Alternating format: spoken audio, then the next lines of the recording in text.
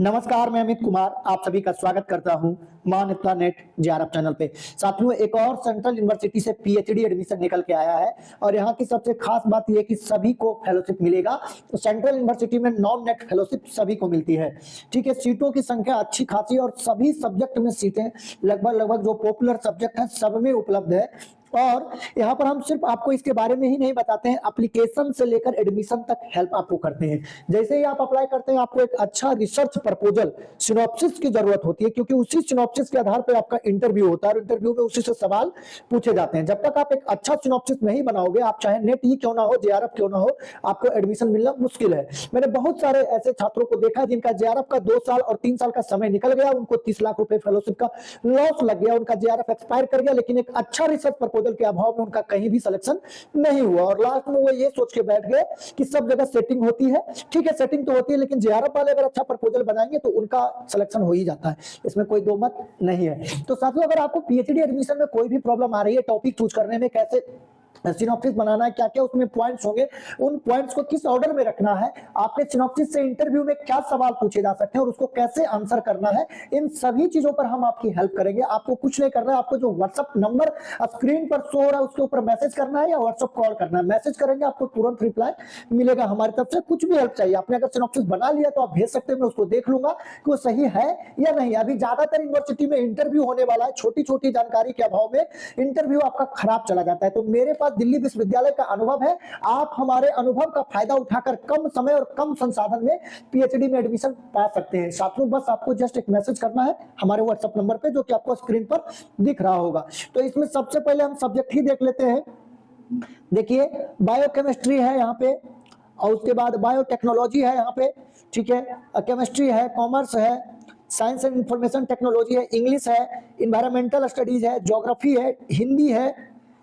इस तरीके से हम देखते जा रहे हैं। हिस्ट्री है, आर्कियोलॉजी, मास कम्युनिकेशन है, लॉ है, लाइब्रेरी एंड इंफॉर्मेशन साइंस है, डिपार्टमेंट ऑफ मैनेजमेंट है, मैथमेटिक्स है, microbiology, nutrition biology, physical education और पॉलिटिकल साइंस, साइकोलॉजी, संस्कृत, सोशियोलॉजी है, स्टैटिक्स है और टीचर एजुकेशन है, टूरिज्म एंड होटल मैनेजमेंट है और सिविल इंजीनियरिंग है, कंप्यूटर साइंस एंड इंजीनियरिंग है और पैकेजिंग टेक्नोलॉजी है और फार्मास्यूटिकल साइंस है। यानी टोटल यहाँ पर 31 सब्जेक्ट में सीटें अवेलेबल है। टोटल 200 सीटें यहाँ पर है।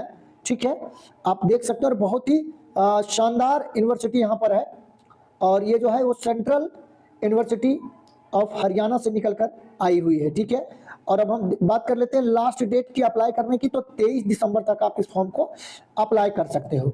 और सबसे बड़ा चीज यहाँ है कि एसटी, एससी और पीडब्ल्यूडी और विमेन कैंडिडेट को कोई फी नहीं लग रहा है। तो आप गर्ल्स कैंडिडेट हैं और किसी भी कैटेगरी के हैं तो आप इस फॉर्म को अप्लाई करो। ठीक है, कहीं भी ऐसा नहीं मिलेगा कि बिना फी को आपको अप्लाई करने का चांस आपको मिलेगा, जो कि यहाँ पर आपको मिल रहा है। ठीक है, तो यहाँ पर देख सकते हैं और एक एक करके और डिटेल हम देख लेते हैं। सब्जेक्ट लिस्ट हमने आपको बता दिया, लास्ट डेट बता दिया।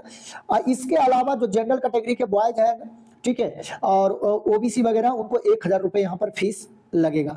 ठीक है, यहाँ पर देख सकते हैं और सारा डिटेल यहाँ पर देख लेते हैं हम एक एक करके, क्या क्या डिटेल्स यहाँ पर है जो कि आप लोगों को जानना जरूरी। देखिए, यहाँ पर जो 3 कैटेगरी है, पीएचडी ओनली, नेट और जेआरएफ, उसी के आधार पर यहाँ पे एडमिशन होने वाला है। एंट्रेंस एग्जाम सिर्फ उसी में होगा जिसमें नेट का एग्जाम नहीं होता है, जैसे hotel management, civil engineering, computer science, electric engineering, इन सभी में आपका एंट्रेंस एग्जाम होगा। ठीक है, जहां पर कि नहीं होता है। ठीक है, तो आप यहाँ पर अप्लाई कर सकते हैं। बहुत ही शानदार मौका आपको यहाँ पर मिला है। जितनी सीटें हैं उससे 5 गुना ज्यादा कैंडिडेट को इंटरव्यू के लिए कॉल यहाँ पर किया जाएगा।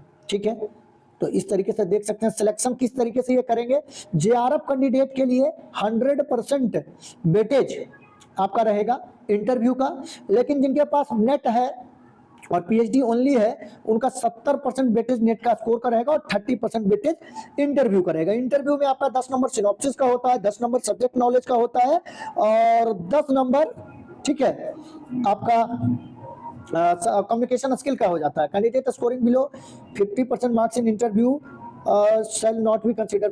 अच्छा, इंटरव्यू जो 30% का होगा उसमें आपको कम से कम 50% यहाँ पे लाना जरूरी है, ठीक है। तो इसीलिए एक अच्छा रिसर्च प्रपोजल और इंटरव्यू के प्रिपरेशन पे खास ध्यान देने की आवश्यकता है, नहीं तो आपको फेल कर दिया जाएगा अगर 50% नंबर इंटरव्यू में नहीं आता है। इन्होंने साफ साफ लिख रखा है। तो आपको इंटरव्यू में क्या पूछा जाएगा, इससे कोई प्रॉब्लम है सिनॉप्सिस बनाने में, तो आप बेहिचक हमारे व्हाट्सएप नंबर पे मैसेज करिए और कॉल करिए, ठीक है, आपको हमारी तरफ से हेल्प मिलेगा। तो एक एक करके हमने सारा डिटेल यहाँ पर कवर कर लिया है, जो भी जानकारी इसमें महत्वपूर्ण थी। अगर अब भी आपका कोई सवाल बचा हुआ है पीएचडी एडमिशन से related central university of Haryana से, तो आप हमको व्हाट्सएप मैसेज कर सकते हैं या कमेंट में लिखकर पूछ सकते हैं। या जिन लोगों का सब्जेक्ट इस यहाँ पे नहीं आया है तो वो अपना सब्जेक्ट जरूर कमेंट में लिखें, ताकि आपके सब्जेक्ट का जहां से ज्यादा सीटें खाली होकर आए और उसकी जानकारी आपको सबसे पहले मिल सके। तो अपना सब्जेक्ट का नाम जरूर लिखिएगा। तो साथियों, आज के वीडियो में बस इतना ही।